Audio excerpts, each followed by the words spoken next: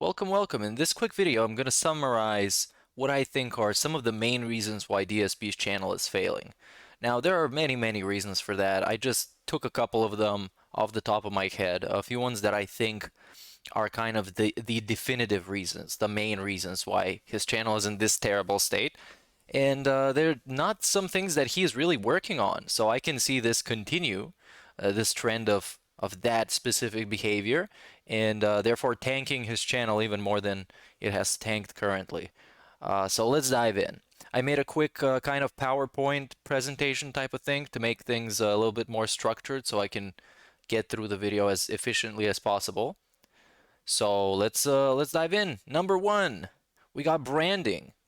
Now, his branding is terrible. It's absolutely inconsistent on pretty much every single level. His YouTube channel, the way that it looks, is incredibly inconsistent. His layouts change constantly. They're not very well designed because he gets them for free and he doesn't have the skills to make his own. So obviously he's going to be taking any kind of trash that somebody can put together in 2 minutes and just send him. His thumbnails are also terrible. Of course, they're another thing that he takes for free, and another thing that is not very consistent with his brand. So therefore, he doesn't really have any kind of a visual language to his page. He doesn't stand out in any way. So even if you saw his thumbnail in a YouTube suggested, you probably wouldn't click on it because it's very generic and boring. Now, the second reason I think his channel is tanking is his pacing. The pacing of his content is in general, not even just talking about his pre-stream, I'm not talking about his streams, but of course the main problem here is the podcast that he has, the quote-unquote podcast, which is just rambling for an hour and a half. It's way too long. It doesn't have to be that long, but he wants it to be that long because it's the the time during his streaming day where he makes the most money and puts the least amount of effort. So obviously, he would want to do it for as long as possible. His breaks disrupt the pace of his stream, makes him drop viewers, and he gets salty about it. But you can't really blame the viewers for leaving when absolutely nothing is happening on your stream. The podcast is, like I just said, it's meandering. The pacing of it is terrible. His videos, when he is recording, when he is playing a video game, sometimes he would pause in the middle of a cutscene to read a shout out or to read some kind of a super chat or something like that. When he doesn't really have to do any of those, he can just pace his own streams better, considering that he's expecting people to watch them.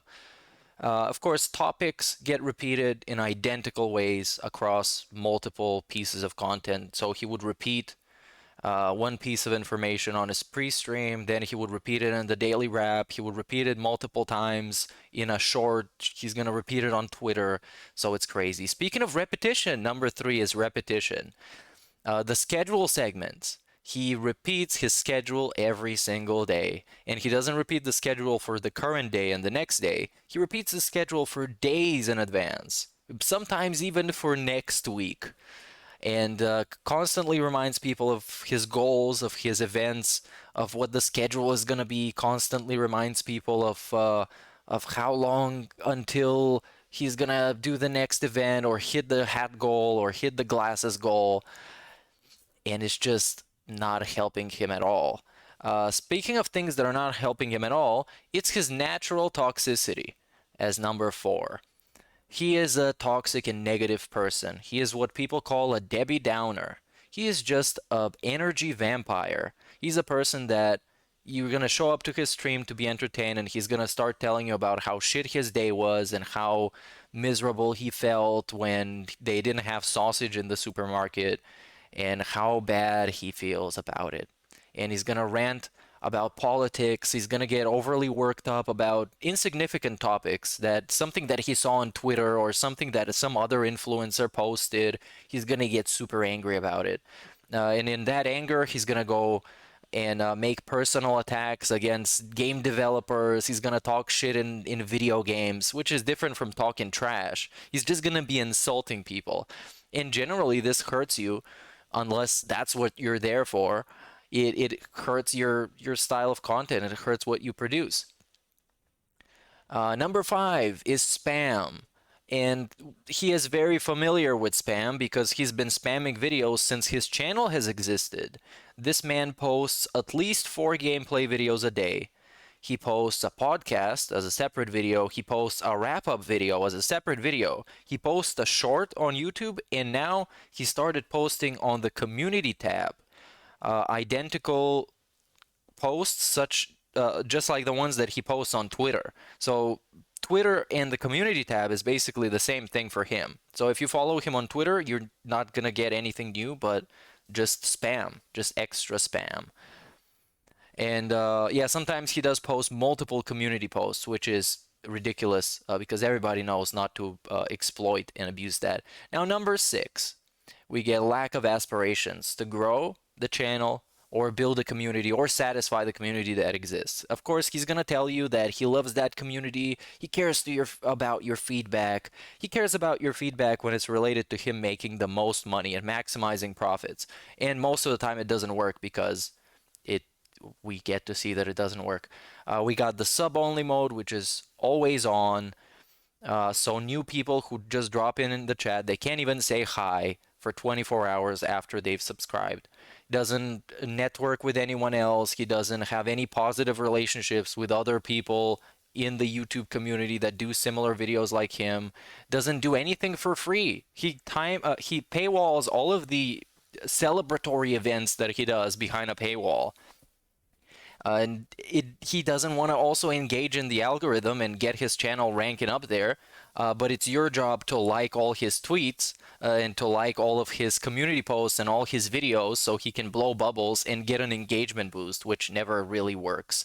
And the last one, we already know what this is that the focal point of all of his content is for him to rake in money. That's what it all revolves around.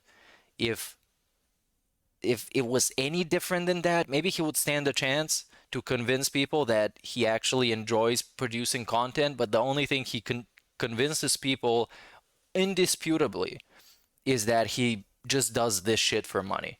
The begging, guilt tripping, constant spamming of telling you how much the goal is, how soon are we gonna hit it, when you should tip so you can hit the goal sooner, hats, vests, animations, and all that that he dangles like a carrot in front of the camera in hopes that you're gonna give him some money. And the way he gets salty and he gets in a bad mood when he doesn't get that money is just embarrassing. It's just embarrassing. And finally, we get a prediction for the future. Will it any of this get better?